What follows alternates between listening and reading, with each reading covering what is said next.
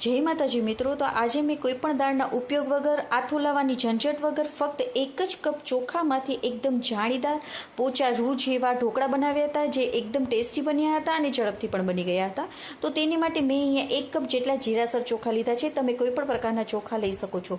તો તેને મેં આખી રાત પલાળી દીધા હતા. તમે એને 1 થી 1.5 કલાક પણ પલાળી શકો છો. હવે તેમાંથી પાણી કાઢી અને તેને એક મિક્સર જારમાં આપણે લઈ લેવાના છે.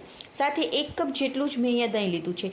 માપ એક પરફેક્ટ જ લેવાનું. 1 કપ ચોખામાં 1 કપ જેટલું દહીં લેવાનું છે. આપણે કોઈ પણ પાણીના ઉપયોગ વગર તેને પીસી લેવાનું છે ને આવું બેટર થોડું તમને ઢીલું લાગશે, પણ હવે તેમાં આપણે અડધા કપ જેટલો ઝીણો રવો નાખીશું. એકદમ ઝીણો આવે છે ને તે નાખવાનું. જો તમારી પાસે ઝીણો ના હોય ને તો તેને એકવાર મિક્સરમાં પીસી લેજો. હવે તેનું આપણે બેટર તૈયાર થઈ ગયું છે. તો હવે આપણે તેને 10 મિનિટ માટે ઢાંકીને રાખી દઈશું. ત્યાં સુધીમાં મેં અહીંયા તેમાં નાખવા માટે આદુ અને મરચાંને ઝીણા સમારી લીધા હતા અને તેને મેં ખાંડી લીધા છે. તમે આની જગ્યાએ પીસી પણ શકો છો. હવે 10 મિનિટ થઈ ગઈ છે. તો આપણું બેટર થોડું જાડું મને લાગે છે. જુઓ, થોડું જાડું છે. તો હવે તેમાં આપણે 2 મોટી ચમચી જેટલું પાણી એડ કરી દઈશું અને તેને મિક્સ કરી લઈશું. તો હવે આપણું બેટર તૈયાર થઈ ગયું છે. તો હવે તેમાં આપણે જરૂર મુજબ મીઠું એડ કરી દઈશું.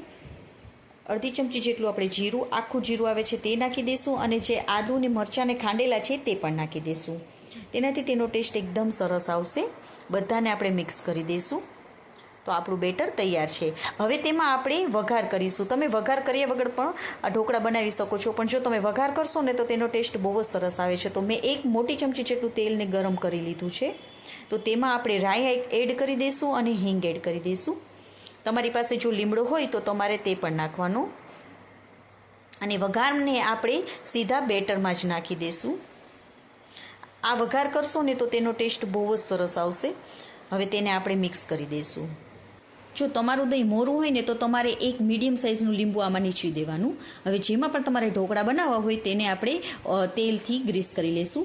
હવે આપણે અડધી ચમચી જેટલો મેં અહીંયા ખાવાનો સોડા લીધો છે, તેને નાખી અને એક્ટિવેટ કરી લઈશું. જો તમારી પાસે ખાવાનો સોડા ન હોય તો એક આખું પેકેટ ઈનોનું નાખી દેવાનું. હવે તેને તરત જ એક્ટિવેટ કરી લઈશું અને તરત જ આપણે પ્લેટમાં કાઢી લઈશું. અને હવે તેને આપણે સ્ટીમ થવા રાખી દઈશું. ઉપરથી મેં અહીંયા લાલ મરચાંનો પાવડરને સ્પ્રિંકલ કરેલો છે. તમે આની જગ્યાએ કાળા મરીનો ભૂકો પણ સ્પ્રિંકલ કરી શકો છો. હવે તેને આપણે 10 થી 15 મિનિટ માટે સ્ટીમ કરી લઈશું. તો મેં 15 મિનિટ માટે સ્ટીમ કરેલા હતા. તો આપણે તેને ચેક કરી લઈશું. તો એક ચાકા વડે આપણે તેમાં વચમાં એવી રીતે જોઈ લેવાનું. જો તમારું ચાકુ એકદમ ક્લીન આવતું હોય મીન્સ કે આપણા ઢોકળા તૈયાર થઈ ગયા છે. તો હવે તેને થોડી વાર માટે આપણે ઠંડા પાડી દઈશું.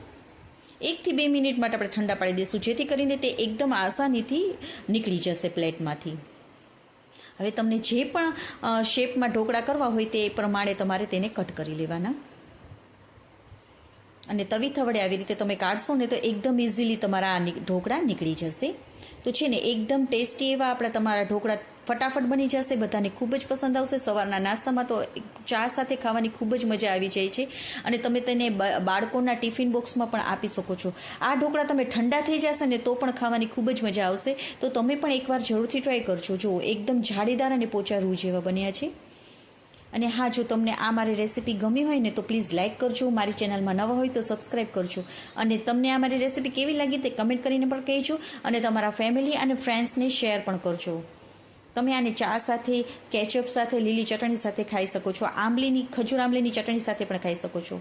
Okay friends, bye. જય માતાજી.